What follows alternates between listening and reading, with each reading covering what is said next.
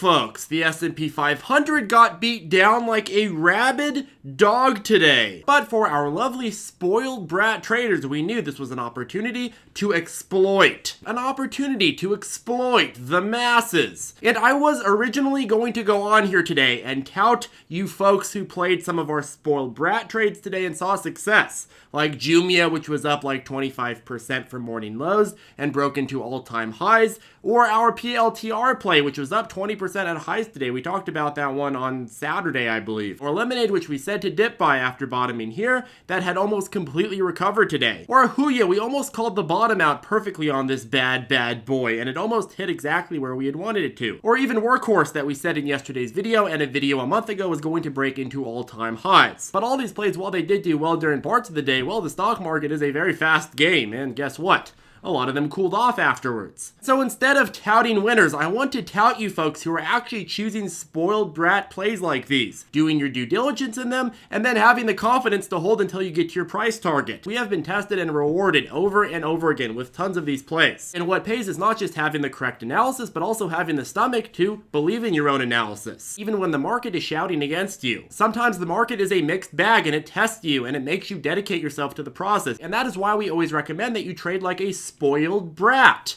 A spoiled brat only takes the best of positions, and if you are a spoiled brat, that means that you're not sweating whenever you get a dip because you know that's a great position. Do not settle, folks. I know that it's pathetic to have to get only the best of stocks. I've heard it a million times, but be pathetic. Let's get the best of stocks and let's trade like spoiled brats. Okay, folks, so anyways, it's time to get to work. I need to talk to you about the stocks that I see as doubling in the next 6 months, as well as some other ones that I don't necessarily see as doubling, but have a lot of upside. And the only thing that I ask in return is that you hit that ravishing like button and also subscribe. And quick plug, if you'd like to learn how to trade, would like access to our daily morning briefings and private chat, we do offer ZipTrader U linked below. And the daily morning briefings that come out 30 minutes before market open, we showcase all of the biggest catalysts that I like each and every single morning, my price targets for my favorite plays, and some updates on the market. But anyways, there's a lot more to ZipTrader U, and I do invite you to go ahead and click the link below and watch the introduction video to see if it is a good fit. Okay, let's start with Workhorse, the horse of the work. So a few months back, we said that Workhorse is going to wake up from these lows, and yesterday I said I would be shocked if this didn't break into all-time highs again. And that's because of the federal government's priority to electrify their massive fleet, and Workhorse being one of the biggest potential small-cap benefactors of that. So that's why I said that I would be shocked if it didn't rally past all-time highs on that news,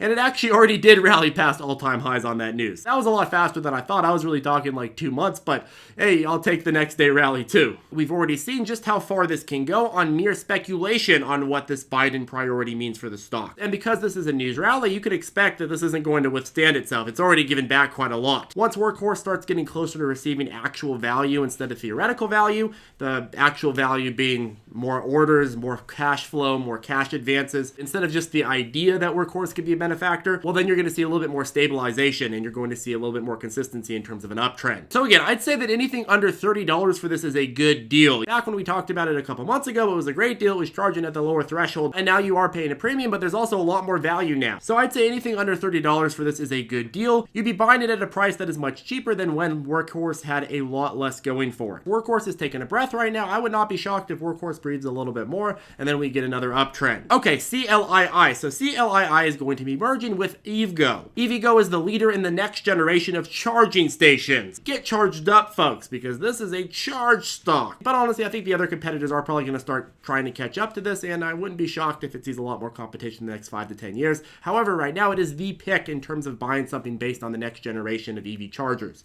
One that charges fast, one that charges rapidly, one that charges quick. I guess those are all synonyms, but you get the point. But EVgo is still pre-merger, and we'd expect a massive pre-anticipatory run up to merger. I largely use SBE and ChargePoint's pre-anticipatory run as an example of what CLII itself can do up to its own merger, and maybe we don't get all the same strength, but I see this as a very good candidate. Price target on this bad boy is about $35, but I don't see this as a fast play. Much like SBE, this could take a couple months. Okay, SBE itself is actually another pick of mine. I don't think this has doubling potential, at least not in the next 6 months, but I do think this has some potential. potential. If you recall, SBE has been on a long run up to ChargePoint, but SBE keeps getting delayed in terms of its merger. But right before every alleged merger date, before they get delayed, that is, it tends to run up to that merger date. You can see that symbolized by the price action. Right now, we are trading in the lower end of the spectrum, and I would expect some pre-anticipatory running up to the merger, much like we saw before. ChargePoint, of course, is the biggest EV network. That being said, I still wouldn't hold through the merger because SPACs tend to cool off post-merger. Maybe not immediately, but sometimes it takes a week or two, and then they start cooling off, and then afterwards, if you want to invest long-term or you want to trade a new catalyst, you want to buy it at the bottom. Okay, next, Mara, lovely Mara. So Mara is a crypto mining stock that is betting huge on the future of Bitcoin. My personal take aligns with ARK, so that Bitcoin will continue to have an overall upward direction, with many swings, of course. And I know I've talked about Mara a lot, but this is one of my favorite plays. The only problem is that you do have to have a very, very strong stomach, because again, Bitcoin likes to have huge swings, and so goes Bitcoin, so goes Mara. And Mara itself has come and go in waves. You get a huge wave, then a panic, then a huge wave, then a panic, and now we are back in that panic territory. I see this stabilizing out and Bitcoin recovering, but we could get a little bit more rockiness, so be prepared to rock and roll, folks. Okay, next, Sol. Have you had a Sol, folks? Do you guys have Sols? So in a world where we are more and more likely to see renewable energy demand rapidly increase thanks to the new priorities of the new administration, there's also not so coincidentally not that many good deals in terms of solar stocks or renewable energy stocks. Everybody knows this, everybody's been rallying these up all year. However, thanks to a recent panic, we have ticker SOL down to 23.9. Right now, SOL is looking like an SOB. Looking real bad. They just did an offering, they're down a lot from their highs, the whole sector is cooling off. Well, this is exactly what I want to exploit. Once this bottoms out, I give it another 5, 10, 15%. This is going to be an easy double play to get back to all-time highs. I see this as a $40 stock in the next 6 months. Their earnings are forecasted to grow. They've already got a lot of their share dilution out of the way. I like this in the low 20s and of course below 20. Just buckle up, folks. Okay, SPLK, Splunk. Splunk is undervalued. We covered it when it dipped here. I said this has the potential to double. It rallied pretty well and then it dipped again to a higher dip than before. This, in my opinion, is a slow turtle play, but give this about 6 to 8 months to be back. I see it back to this level. Revenue is expected to grow, and this is also an ARK holding. This huge beatdown was largely an overreaction, as we've seen by the 2 attempted recoveries. And if you have a little bit of a longer time horizon, this one seems like an obvious buy to me. Okay, Baba go Sheepa Baba. So Alibaba, we talked about it being a buy way down here. It's still a buy in my opinion. I see this going back to all-time highs. A lot of the worries with Alibaba have subsided. One of his companies might be going back to IPO, and so on and so forth. I see Baba as a slow and consistent uptrender. This one is one of the most valuable companies in the world, and I don't think this is going away anytime soon. This beatdown is largely because of uncertainty in regards to China and the whole China risk premium that you get when you invest in China. Okay, to finish this video off, I want to talk about the possibility that we're in a little bit of a small cap bubble. Unless you have been living under a rock, right now we are in a condition where pretty much all of the popular plays are booming. Obviously, we have some pushback days like today, but in the last few months especially, we've seen a very clear and intense broadening of that trend into big disruptors, starting with the EV stocks like Tesla, to newer and foreign players like NIO, to next generation 3D printing companies like NNDM, to next generation energy companies like FCell, and to genomic stocks like BNGO, to crypto stocks, to space exploration stocks, to autonomous vehicle stocks. Like everything that seems new worldy or new next generation is rallying massively. It seems like everybody's an overnight expert in all the latest and greatest technology. And you've probably noticed this. In fact, you've probably gotten in yourself on many of these plays. But you've also probably noticed that throughout this entire uptrend, there's been 2 different schools of thought. First, you have the to the moon crowd that says, yes, a lot of these stocks have already run up massively,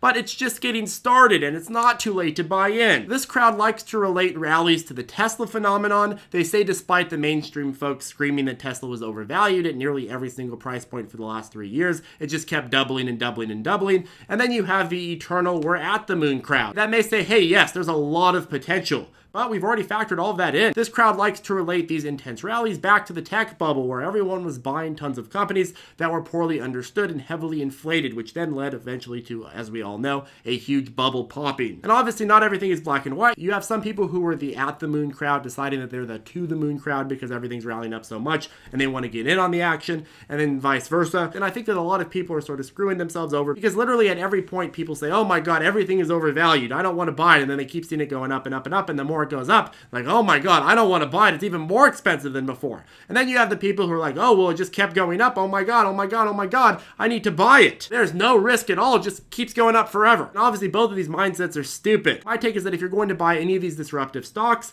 not just mine, but just any disruptive stocks that you're talking about that are up massively, my take is have a clear plan.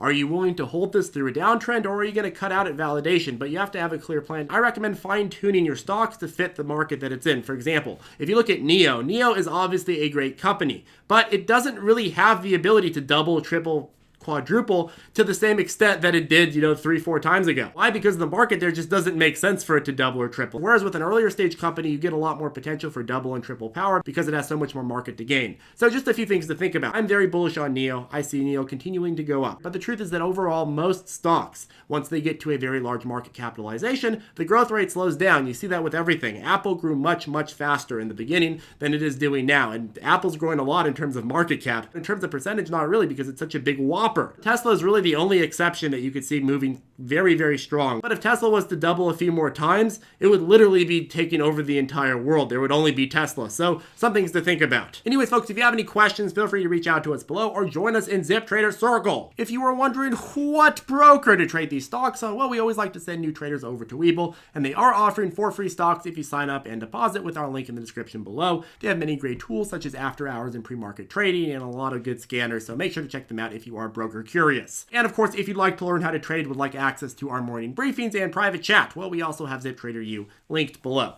Anyways, have a great day, and I'll see you in the next video.